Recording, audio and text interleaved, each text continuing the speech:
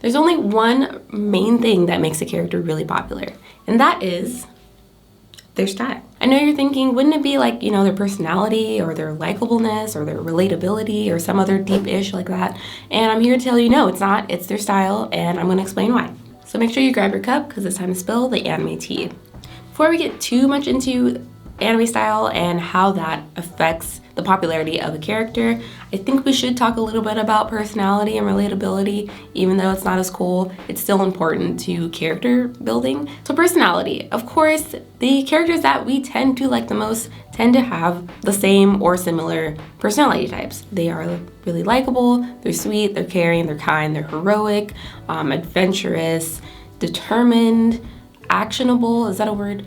Really popular anime characters that we tend to like the most also tend to have a really childlike innocence to them, possibly because it reminds us of happier times in our lives, but also to probably appeal to younger audiences anyway. For example, characters like Goku, who was a child at the beginning of his anime, still keeps that childlike innocence throughout the rest of his series, even though he's a grown man now.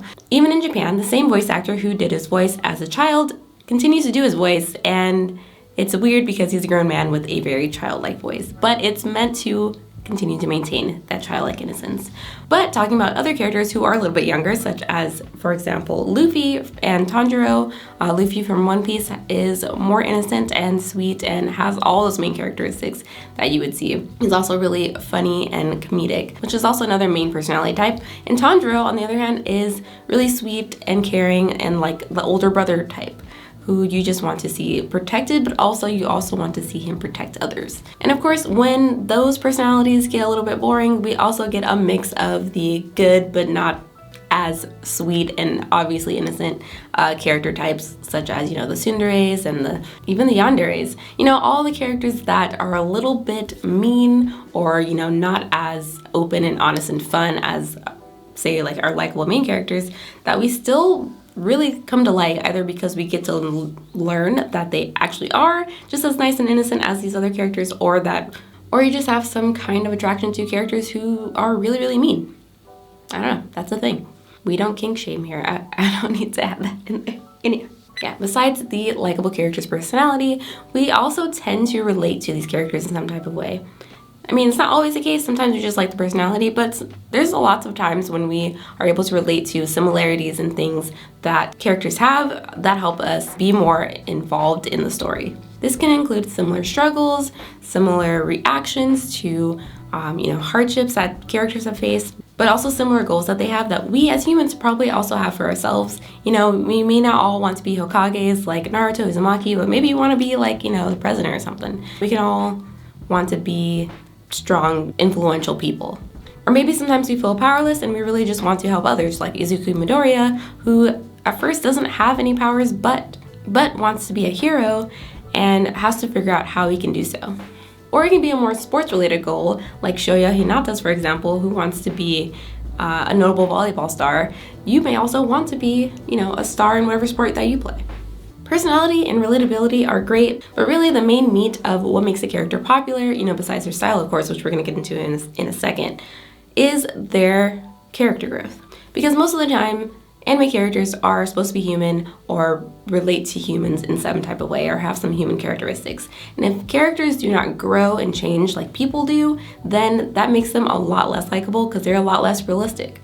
A lot of our more innocent, childlike and fun main characters tend to grow and change to become, less innocent or learn about, the darkness or the realities of the real world and, change their entire lives around. Gon, in that one episode in Hunter x Hunter, when he finds out that he really, really, really hates cats.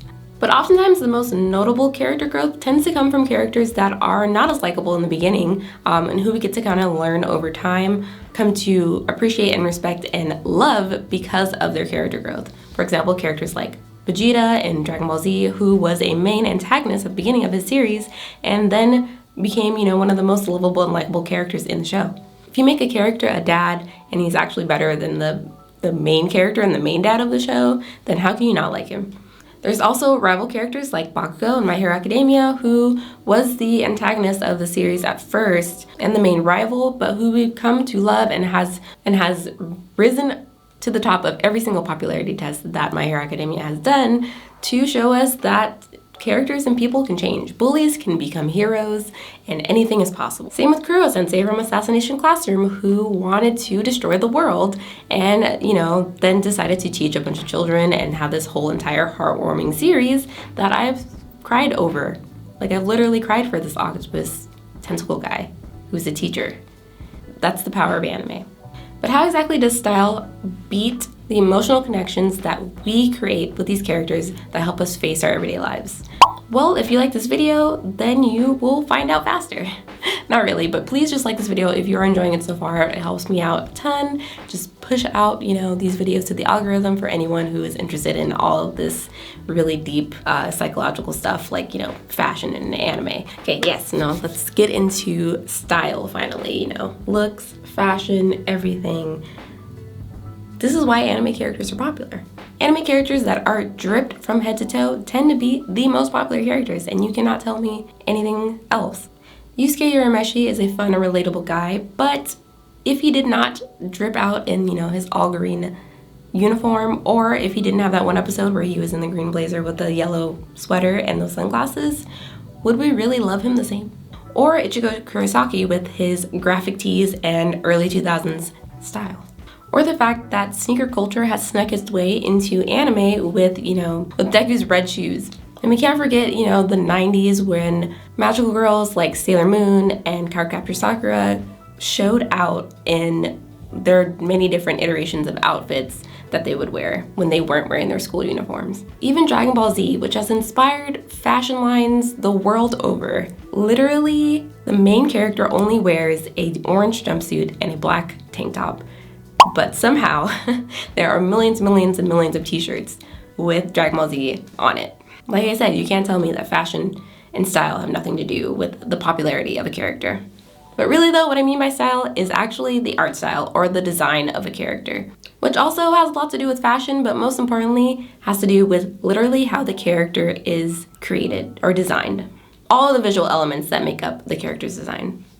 So let me whip out my design degree, which I do not have yet. I think it's in the mail. And my teaching classes, because I'm about to school you on Design 101. There are several main principles of design, but these two I think are the most important, and especially when it comes to designing anime characters. The first is simple yet effective design communicates well. And the second is that design solves a problem. Character design in anime solves the problem of not having to describe in words how a character is through personality, through dialogue, through all these kind of subtext things that we normally get. For example, like in writing, we usually get that in words. We don't have the time, or creators do not have the time to put all of this information about a character into words. So instead, they put it into the design of the character themselves. And narrowing these designs into simple yet noticeable and notable aspects of a character's look is really hard. That's why I said simple yet effective is the best way to communicate. For example, let's break down Yuji Itadori's character design real quick, which is actually very, very simple, but says a lot about his character. For example, his pink hair that's somewhat spiky kind of indicates that he is passionate, but not overly passionate, and he's kind of somewhere in the middle. As well as his red hoodie, the hoodie that kind of makes him stand out from the other Jujutsu Kaisen attendees, is kind of representative of the passionate side of him. That he has some kind of fiery inferno within him that he has to battle with. And as we can see, he has Sukuna in him, and he also has the willingness to fight and try to save people. And if you compare that to his design in the first ending of Jujutsu Kaisen, where he's wearing that boxy yellow shirt and those shorts, it kind of shows another side of him, which is this fun, kind of childlike presence that he has. But color and small physical details like that are not even the main thing that makes characters so noticeably or easily likable and descriptive. If you're an artist or an illustrator or designer, you're probably familiar with the concept of using shapes in character design. Even though I mentioned color, and color is also a really big part of character design and figuring out behavior and personality of these characters, it is mostly subjective and does not really translate across the world and across cultures, but what does is shapes. Shapes tend to have similar meanings universally. Common shapes that you see used in anime as well as in any kind of character design throughout animation or otherwise are circles, squares, and triangles. Circles represent innocence, softness, cuteness, and completeness. Squares indicate robustness and determination, strength, power, and balance. Whereas triangles indicate sharpness, directness, as well as asymmetry, which kind of gives a character an off-balance look, which may indicate, some kind of psychological problem with the character, or it can also indicate a very focused character. If you really sit down and look at one of your favorite animes and you look at how one of your favorite characters is built, you may notice some things.